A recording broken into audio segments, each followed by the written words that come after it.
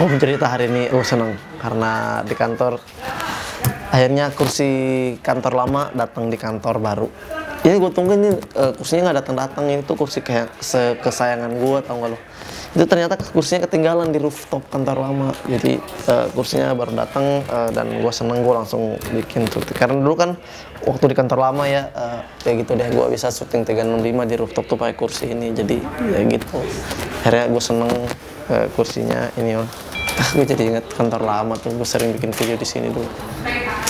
Ya gitu deh pokoknya. Gitu deh pokoknya.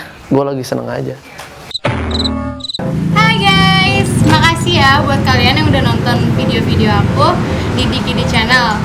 Dan jangan lupa subscribe ya di Dikidi Channel biar bisa lihat video-video aku yang lainnya. Makasih semuanya, dadah.